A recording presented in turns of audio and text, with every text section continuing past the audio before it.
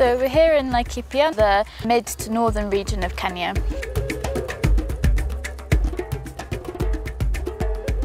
This is the Twala Cultural Centre, which is a Maasai centre for women in the community, and this is one of 5 groups that we're buying the Aloe secundiflora from. So what's really special about Twala Cultural Centre as well is that it's a refuge centre for women who have been mistreated. So they come here, they're able to live here for 2 years until they're up on their feet, so that children also join them, and then when they're ready to go back out into the community, they're able to do that with confidence. Before the women were suffering, now they are getting income because they are doing beadwork and also other products that they are growing here. They are getting income and they are getting their money to buy some things and also to take their children to school.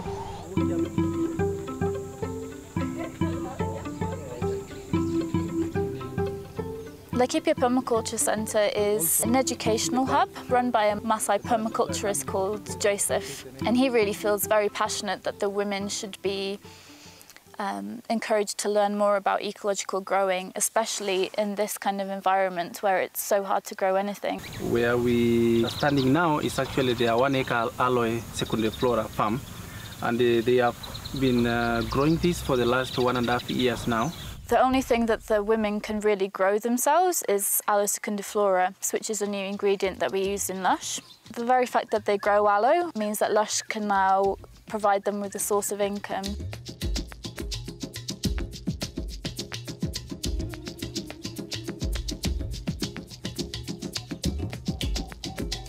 So one of the main reasons why Helen loves working with aloe so much is that it really protects itself. It's very healing on the skin, but it's also really healing in itself that when it's cut, it heals up and protects the moisture inside the leaf.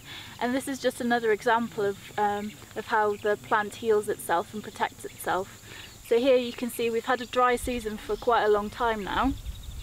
And what the leaf does is provides like a shield over here, so you can see the redness of the leaf where the sun's coming in. But if you look inside the aloe plant, it's so green inside, so it's really protected its freshness inside the leaf. How we harvest it, we just use a knife like this, then we cut it down just on the base of the aloe. So now once it is cut this way, the sap from all inside the leaf is gonna be dripping out like this. So this is the sap that the women use it as an extract for making the lotion, soap, for washing, shampoo. But at the moment, women are only using the sap. So we are looking at how can we also use the whole leaf after harvesting it. So through the Sustainable Lush Fund, we started off with phase 1 of funding, which was to fund the fencing of all 5 women's groups to prevent uncontrolled grazing from destroying the leaves. This could be elephants, there's giraffes, there's camels, goats. It's really, really helped to improve the quality of the leaves. Through the Slush Fund, we also feel very passionate about putting funding more into training, as it's a long-term sustainable solution, is to educate people rather than provide aid funding. So we funded a Kenyan beekeeper to come and teach the women about sustainable beekeeping and sustainable harvesting of combs. The women all have their own beehives. They're now producing honey which they sell locally.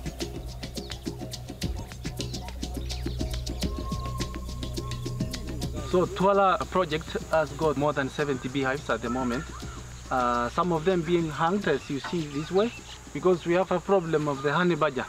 The honey badger is a pest for bees and honey. We use the wire, so when it comes to struggle to try to overturn it, doesn't fall. So then we can easily hear the sound like this, then we can come and save the bees. The best honey comes from the acacia trees, which we have over 20 species of acacia around here. Because the flowering season of the acacia and the aloe comes at different seasons. So when the acacia flowers, the aloe is not flowering. When the aloe is flowering, the acacia are not flowering, and then the bees can go to the aloe. So it's a holistic approach of running a project like this with the natural resources we have, with the natural insects, with the natural plants and native plants and the native people at the same time. The honey I go and sell it so that my children can get the food and we also eat the honey. The second phase of funding was to establish a nursery at Laikipia Permaculture Centre. So we helped establish an aloe nursery. Here we're starting to propagate the seeds to be able to transplant more younger seedlings into the 5 women's groups farms. This is a really endangered species and it only grows in this region of Kenya. It's very much an experimental nursery, so here we've been experimenting with different crops growing in between the aloe to improve the soil conditions and to see which plants work better with improving the growth for the plant. This is the tree nursery which they started. We are looking into biodiversity of different crops like moringas, espania, leucaena and other species of acacia that grows all here. And it's really a demonstration site to the women to see what is possible by using permaculture methods.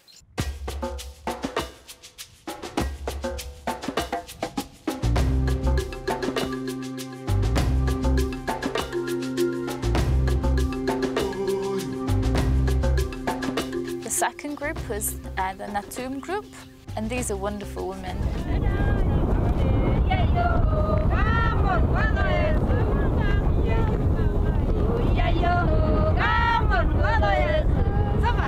They sing, they're really happy, they come and bring their children to the field also to take care of, which is really important. This is the Natum women's group and I'm stood here in their aloe field. They grow this aloe here to supply aloe leaves to Lush Fresh, but they also use the leaves to produce their own aloe soap, which they sell locally. One of the biggest problems with aloe is a slug problem. So you can see here all the leaves have been eaten away at. So the way that the ladies manage this and the way Joseph has taught them to is through natural pesticides. So this is Sodom apple, which is crushed and put into boiling water, and then the women spray it onto the aloe leaves to protect it from slugs. The Natum group also now have a water source to take home for their children and also to irrigate the aloe. So they really had beautiful, healthy aloe. So this is another thing that Lush decided to fund, was to fix their water tank, which had been broken before.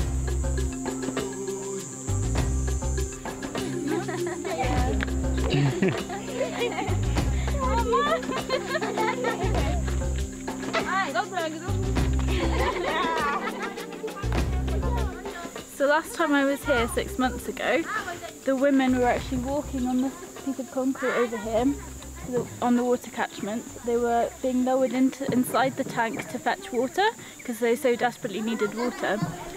So what Lush did was provide the funds from the slush fund to fix the water tap, and now as you can see the women are being able to use the tap and not being lowered inside the tank anymore, which is absolutely great.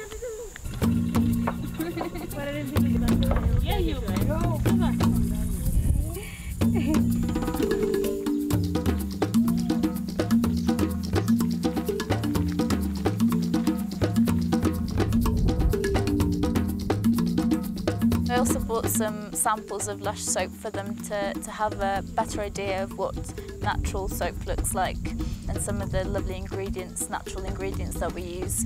And they loved the smell of the honey I washed the kids, to really give them an idea of what could be possible here.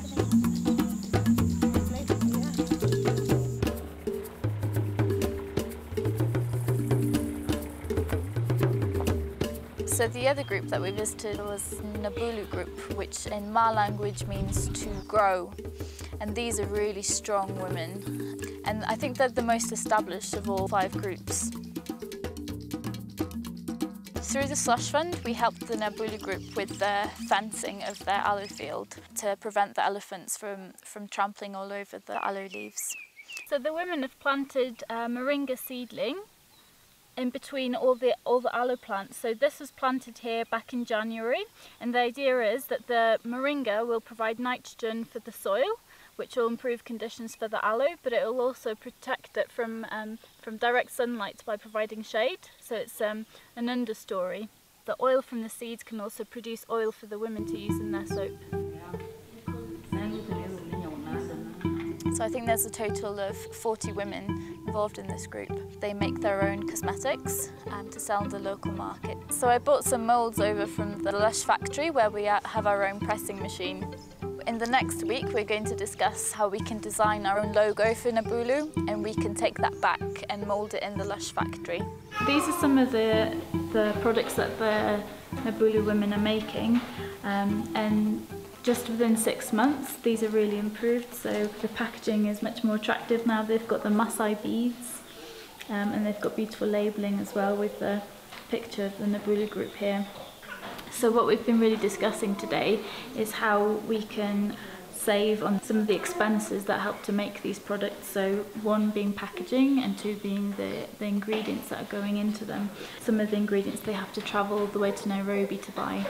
So we can use some of the local materials here that are growing, so some of the herbs that we can use for essential oil, and also some of the herbs and plants that we can press to produce vegetable oils.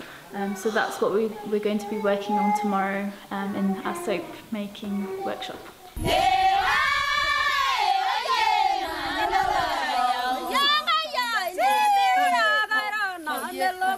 So really the vision for the future for these 5 women groups is to be able to open an enterprise so that these women can grow and produce their own natural cosmetics, and to network more to other women in the community on what's possible, how they can generate some income in this really harsh conditions. What would be absolutely fantastic would to get the men involved as well with the women, so that we can really challenge the whole idea of gender inequality.